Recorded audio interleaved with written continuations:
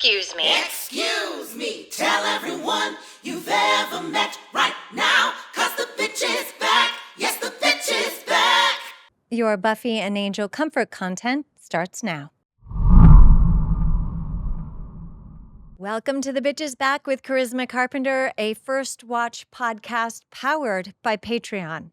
The Bitch is Back is a first watch podcast of Buffy the Vampire Slayer and its spinoff, Angel. You might be wondering, why do this now? Well, despite starring in 147 episodes across both shows, I've never actually watched them until now.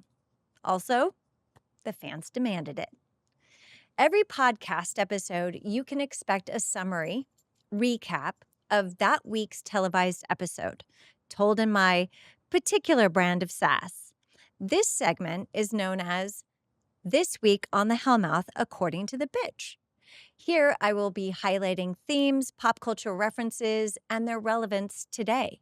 Since this is a first watch reflection and not an academic analysis, thanks, that's my dog, Chris, it's important to keep in mind that the podcast is meant to be fun and lighthearted, but also an exploration rooted in personal impressions, feelings, and memories from nearly a decade of collaboration over both shows. Then we'll transition into a segment I call Staked and Slayed, where I give a short episode wrap-up, which is usually not short.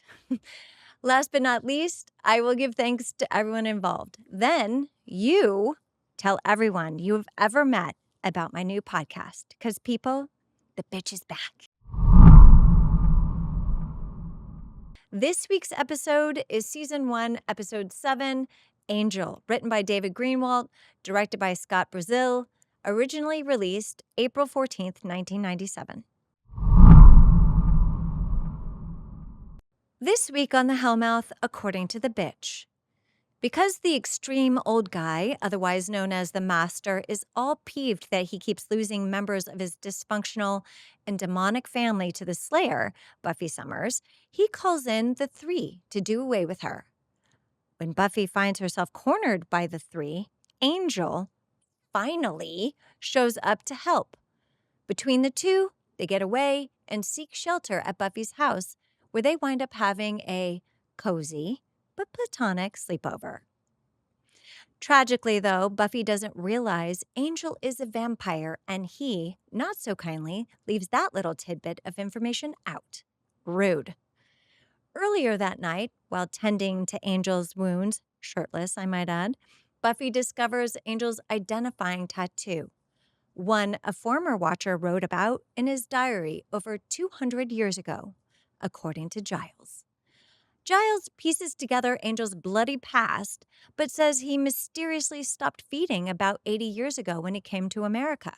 Buffy and Angel share a super passionate kiss, like for all the ages kind of kiss, the next night. After she learns Angel's parents died and he's older. And after he declares that he can't be around her anymore because of his desire to kiss her. I mean, red flags much? They kiss. And because of this kiss, that would wake anyone from the dead, it would seem it only brought out Angel's mean. Angel turns vamp face on Buffy and scares the bejesus out of Buffy. Side note, the girl's got a career in horror films if she wants. I even jumped. Angel head dives out her window and gets home via the sewer systems. Ew. Angel senses someone's in the dank and humble abode. Enter Darla. Unlike her innocent schoolgirl outfit may convey, Darla is a strong presence, with her witty barbs and tempting lure to the dark side. I mean, Darla's kind of a package. She looks good in a uniform, is totally down to be natural-born killers bad, and actually sired Angel, and is the one with the plan to get rid of the Slayer. I mean, I could see Cordelia and Darla running things in another life. Anyway, Darla activates her plan to get Angelus to kill the Slayer by setting him up so Buffy thinks Angel fed on her mother. See, crafty Darla tricks Buffy's mom into inviting her into the house, where she then nibbles on her just enough to implicate Angel. Buffy literally catches him red-handed. During an epic battle between Angel and Buffy at the Bronze, Angel can't bring himself to bite her, even when she walks over to him, tilting her head just enough to expose her neck. Angel tells Buffy all his terribles, including killing his own parents and being cursed, thinking she'll run. But Buffy stays. That's when Darla shows up, fangs out, and wielding 2 pistols like, I gotta say it, Yosemite Sam. She sidelines Angel, but not for long. Darla came to end Buffy, but Angelus dusts Darla instead. Angel and Buffy part ways. Weeks later, at the Bronze post-fumigation party, Willow asks if Buffy's seen Angel. She says no, but says, oddly, she feels he's watching her.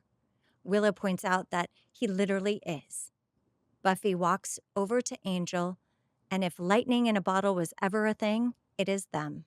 They both say, this won't work, and give one deep goodbye kiss. Something tells me this love story just began. Hi, everybody. So now we're into the meat and potatoes of the episode where I break it down and we discuss. So at 58 seconds right away, we're in the Master's lair, and the Master complains to Colin that the Slayer has taken so much of his family. He asks Colin, what would he do about it? And Colin, this child, replies that he would annihilate her being the Slayer. Darla offers to take her out herself, as though the idea is orgasmic. She's horny for death. I said it. The Master says, no, we will use the 3. And Darla replies, oh, I never get to have any fun. Enter the 3. Not so scary. Bad hair, though. I think I'm more intimidated by people that are dressed like powerfully than I am muscle. I don't know. Just, I think in more intellectual, scary is scarier than them. I mean, how can you take anybody seriously when they have bad hair? I don't know. Not scary. Moving on. So 2 minutes, 25 seconds, we're at the Bronze. And, well, Willow and Buffy are at the table talking about Angel and how he's never around, and the idea of being in a relationship with Angel looks something like, hi, honey, you're in grave danger. I'll see you next month, which is so on point and what I've been saying for every single episode. How annoying that he only comes around to tell her or warn her that there's danger, but doesn't stick around to help her. And I think like that's bad form. He's not being a gentleman at all, and it really annoys me. So I'm really happy to hear that Buffy is acknowledging this and talking about this and saying this out loud. And I don't know, it's somewhat infuriating to see Buffy so taken with him when this is the case. Buffy says, but when he is around, it's like the lights dim. You know how it is? Like that with some guys, she says. And Willow says, oh, yeah. Okay, brace yourself. Because it doesn't translate for me at all. But can I just put a pin in this for a second when we get to Willow and her fantasy about when the lights dim for her guy? This episode made me emotional. I'm just going to say this right now. This episode was so triggering on so many levels, so many levels. It literally took my guts out. I was writing until like 2 or 3 this morning, and I'm so affected by it all. And I have so many opinions. And the whole situation between Buffy and Angel and her, you know, saying what she said about, you know, how when you're with somebody and like the lights dim and all you see is them. Like I completely identified with that feeling. And I think this is an example, which there'll be like 100 in this episode, of why this show still resonates with people. Because everybody, I think most everyone has had that happen to them. It doesn't necessarily mean that the relationship lasts and is for all seasons for the rest of one's life. But I think we've all had that moment with somebody. So I don't know. I'm going to go there this episode. I might even cry. So Willow, you know, she's talking about tall, dark, handsome, mysterious Angel. And then Willow cuts to, yeah, I totally know what you're talking about. And then the camera pans to a goofy, like a totally goofy Xander who's on the dance floor being super awkward. What does she see in him? Xander is literally on the dance floor hitting on every single girl possible. And that's got to be incredibly painful for her to watch. And I just feel like she's this long suffering girl, Willow, and the longing, which I also identify when you're crazy about somebody and you have a crush on somebody and you're just longing for them all the time. It's just so painful to watch. And up until this point, I really feel like this is a plot point miss. Like we should be investigating this more. And I want to remind the audience, I have not seen this episode. So I am giving these takes based on what I've seen so far. So I'm going to continue on. So be patient with me. At 2 minutes, 52 seconds, this is when we see Xander and Cordelia. And she's clearly keeping tabs on Xander, right? She's observed that he's dancing around and hitting on, I think her name is Annie Varga, and her boyfriend, right? Threatens to beat him up because he is being a total cad, hitting on everybody on the dance floor. Willow's watching, and clearly Cordelia clocks it. Why? Is this foreshadowing? Is this like a mini foreshadowing of the future relationship that Xander and Cordelia have? And the only reason I can say that is because I read the scripts and I participated in that love relationship, not because I saw the whole episode. So I think that's really kind of interesting. And then when he's like backing away from Annie Varga because the boyfriend walks up and he's like this very intimidating guy, he's like, hey, I'm awkward. I'm stepping away now. And it's so annoying, but also kind of cute. And steps on Cordelia's shoes. And they trade barbs, right? And I love this line, which I'm going to share in a bonus bitch, but basically tells him, ouch, you stepped on my shoes. Can you not be so oafish? Which we'll talk about the exact line later. And I don't know what everyone's talking about that outfit, Xander says. It doesn't make you look like a hooker. Well, wait, where's my photo? I have my photo, my Polaroid. Can you grab it? So because Xander steps on her shoes and they have these barbs, Xander feels insecure. Like I feel like the thing that Cordelia says is she calls him oafish and he basically calls her a hooker, and I think that's super extreme and not cool. And I brought a Polaroid from home. Thanks, Gregory. I brought a Polaroid from home. And I don't think I look like a hooker at all. What do you think? I think I look really cute, and I'm clearly feeling myself in this Polaroid. She's feeling very meowy, very kitteny. Meow. Um, and the costumer was like eating it up. This is also pre-boob job. Moving on.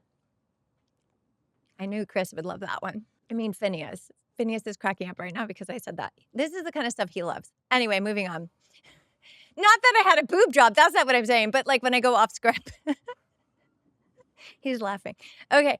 Minute 3. 3 and 7 seconds. Bronze dance floor. Xander and Cordelia trade barbs. We already said this. Moving on. Show and tell. I showed you my Polaroid at 5 minutes, 52 seconds. The alley. The alley. Right? Well. Angel finally decides to help for once. They run off to Buffy's house because they were cornered by the 3. She's trading blows with the 3. She's outnumbered. It looks dire. We have a commercial break, and then Angel comes in and saves the day. They run away, well, in that moment. And then they run away and seek refuge at Buffy's house. But I'm really happy to see that he finally decided to take care of her. And I don't know why, but whatever, he does. Thank God. So they run over to Buffy's house and seek shelter, where she says, come in, inviting him inside her house. Well, actually, her literal words were, come on, inviting him inside her house for the first time with the 3 in hot pursuit. So that's not good. That's not very good because she doesn't know he's a vampire, and this is totally unfair. And I feel like Angel, despite being invited, I mean, what could he do, right? Because he's pretending like he's not a vampire, so he had to go in. I hope he's a good guy and respects this. But anyway, at 7 minutes, 13 seconds, Buffy's kitchen. Apparently, when they got in the fight, he gets injured. Not Buffy, but Angel. He gets injured and takes off his shirt. He's shirtless in the kitchen. Where is mom? It's nighttime. Where is she? There is a older man in the kitchen shirtless, and Buffy is probably never seen a grown man shirtless before. I mean, that's the impression I get in the kitchen. She's like kind of fumbling over herself, gonna try to help him with his wounds, and notices on his back, like his back right shoulder, this identifying tattoo on his back, which comes into play later. So, one of the things that I don't love is that Angel sort of gaslights Buffy into thinking that he isn't the absolute biggest stalker ever.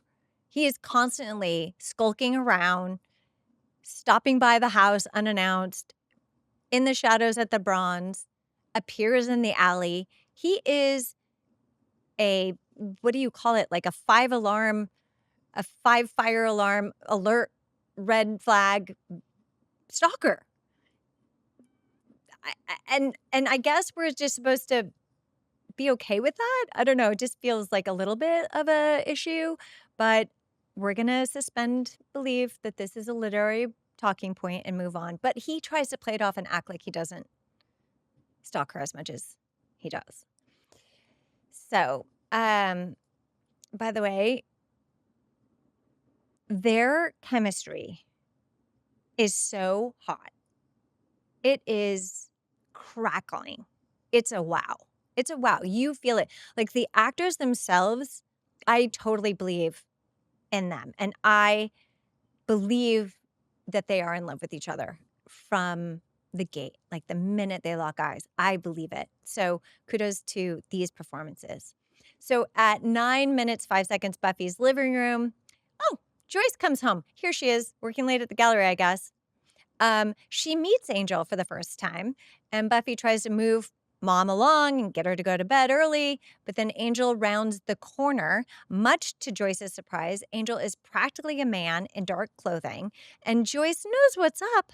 She knows what's up. I mean, why is this grown ass man in dark clothing and good hair standing in her living room? How long has he been there? As a mom, I'd be freaking out. Like, who is this guy in my living room? Okay, who's this? She tables all of her questions because she's Joyce Summers, but if it was me, it would have been, rapid fire questions. Who are you? What is your name? How old are you? What school do you go to? What grades do you make? Do you have a job? All these questions. Why are you here? When do you leave?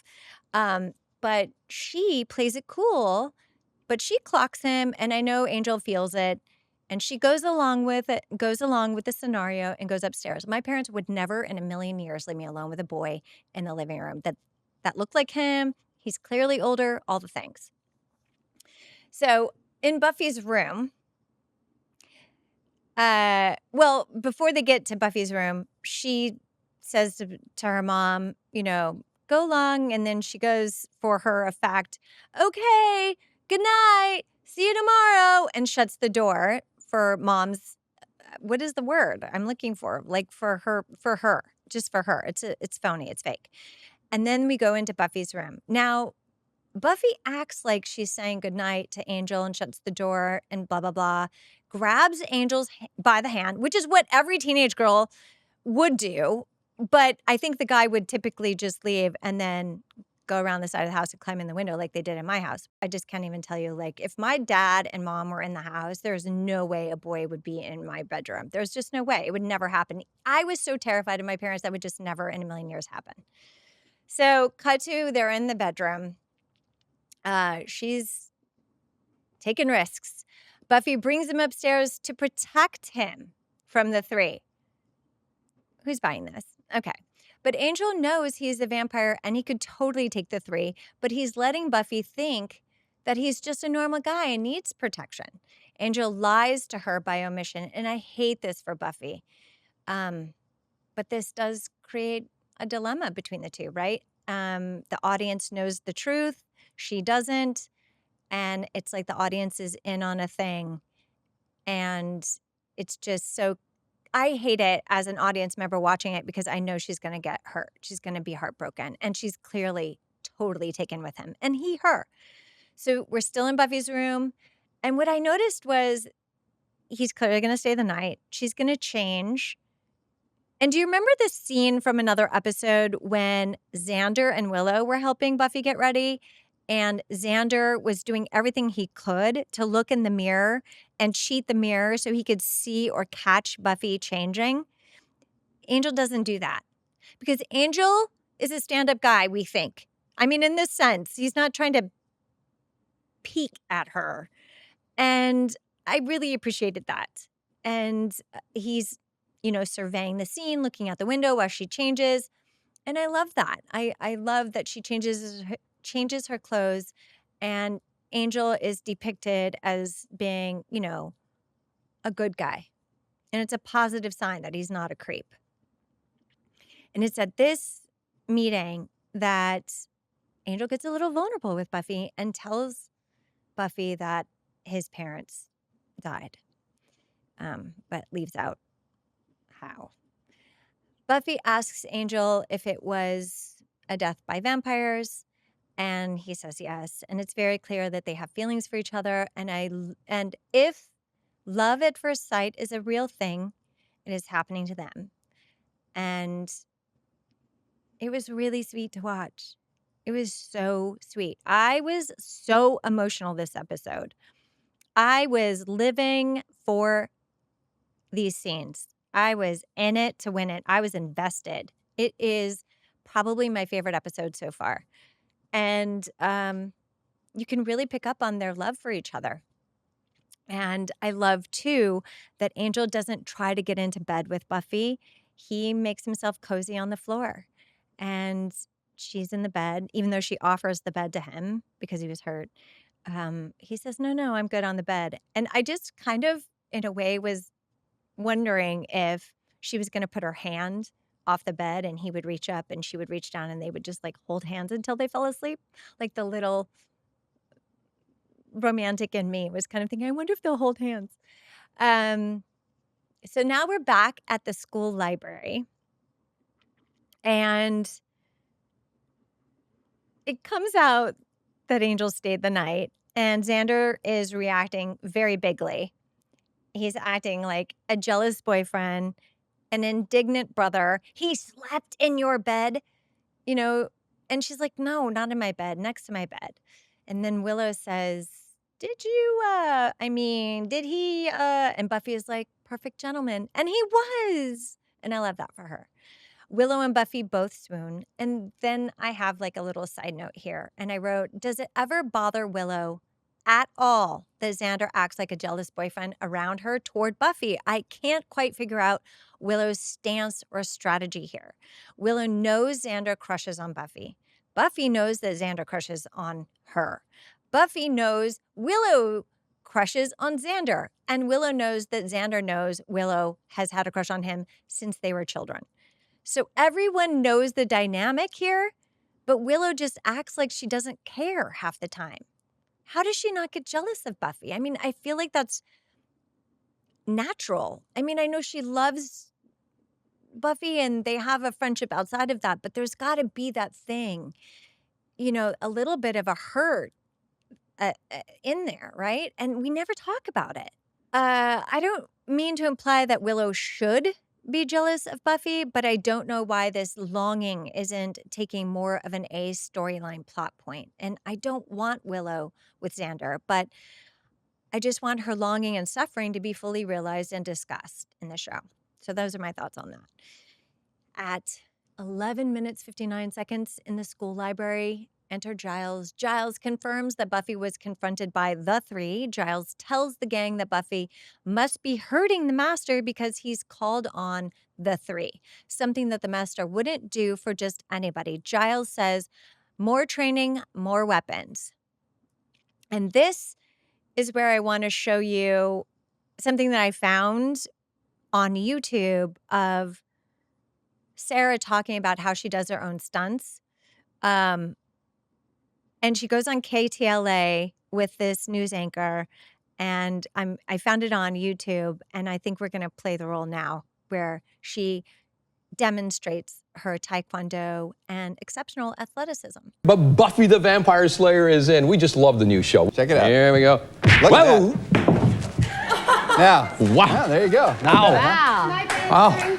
That was worth seeing, don't you think? You know what? Now I don't need a nose job. So we are trying something new this time. I have seen in the comments on YouTube and various other places and on the Patreon page that people have suggested different ways to make the pod more dynamic. So some people suggested watching the episode with headphones on so you can see my reaction. So when I came to work today, studio friend said, I have an idea. What if we do this bit where you watch the scene with your headphones on and then you talk about it and we don't use your text?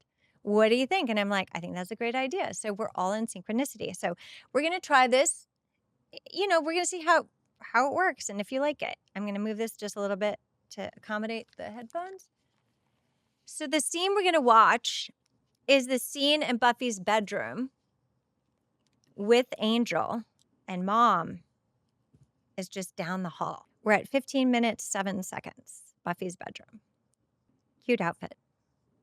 Okay, how cute is it that Buffy thought to bring him food and doesn't know he's a vampire, so he's just like staring at this Ziploc of veggies, just fondling it, going, I don't know what to do here.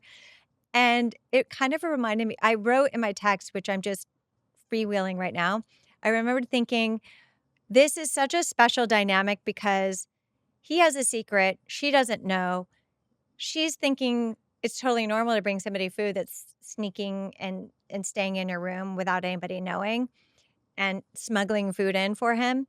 But he's like staring at it like, ew, it's vegetables because to him it is ewy. And I wonder, like, this is such a perfect example of when you get super insecure in a new relationship or when you're just crushing on someone and everything they do and don't do is being analyzed within a nanosecond in your brain. You're like surveilling expressions and reactions. And, you know, that's just like the hardest part of falling in love, right? Like, is he into me? Did I do that wrong? Did I say that thing right? And it's really cute. This scene right here is so pure. I love it. Ruh-roh.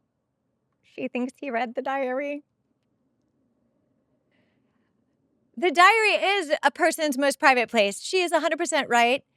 And I have to tell you, on a side note, story time, my mom read my diary when I was in high school, and it did not land well. So I find that her reaction is completely justified. Like, you read my diary? How could you? Hunk can mean a lot of things. No, girl. It means one thing. Angel. Wait, something about his eyes being penetrating? Well, that could mean bulging. Sarah is firing on all comedic pistons in this scene. And A doesn't even stand for Angel for that matter. It could mean Ahmed, a really charming foreign exchange student. Lies! What fantasy part has nothing to do with him?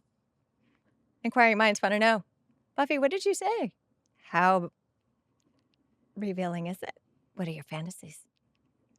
We all want to know. Okay, here Angel sets her straight and says, I didn't read your diary. Your mom moved it and I watched her do that from the closet. And immediately she goes, oh. And then she says another oh, impeccable comedic timing. She says, oh. And then she realizes all the things that she just word vomited. And then she's like, oh, like she just revealed he's a hunk, his eyes, you know, fantasies. And it's just coming at her. And it's like, oh, I feel for her. And what a good guy. He didn't read it. We're loving Angel. And finally, he's showing up as he should have all along. Okay. And then he says, I did a lot of thinking today. Can't be around you. There's more. I literally... This scene killed me. I got so emotional watching this episode. This episode slayed me. I know I said that earlier, but like this moment gave me chills. Just the angst and the vulnerability and the surprise. Oh, he feels the same way I do. And it's just like, it's like I feel crushed by all this information. I'm older than you and this can never, like, how much older? I better go. Okay, this kind of peeves me out a little bit because she's like, ha, ha, ha, how much older? And I feel like, does that turn her on? He doesn't say. Fireworks. I'm fucking emotional. Why? It's just, oh, he gets mean. He goes mean. Like, I'm literally tearing up a little bit because I don't know, I'm a romantic and it's just so cute that they're together and then it's like this impossible situation. And then suddenly it's revealed, oh my gosh, I'm tearing. Uh, he's a vampire. It's such a metaphor too. You reveal your feelings. You act on those feelings. And then one of you or both of you get scared of it and retreat, turn mean, become a demon. Maybe I should go to therapy. Okay, Sarah Michelle Gellar's horror scream right here is so good. I literally, like, wow, that's a blood-curdling scream. She is truly terrified that he's a vampire, that she trusted him, that all the things are happening. And, like, how could you? And then also, oh my God, there's a vampire in my bedroom. I felt all of it. And he dives out the front window or the bedroom window. She's a little calm when she walks to the window to see him. I feel like she would be more upset. And then Joyce comes in. What happened? Nothing. She says, I saw a shadow. Yeah, you did. I mean, I think we have a hit show on our hands. That was an incredible scene, right? This episode is so real and it's so complex and it's so angsty. I'm looking through some of my notes here. Yeah, I thought that one of the things was, why was she walking toward Angel? One of the kind of ick factors was just sort of like, he's basically saying, I think I should walk away. And she leans into that. Why do girls do that? It's a red flag. I should take off my headset now because I can't hear myself talking. I feel like I'm talking too loud. Tell everyone you've ever met right now,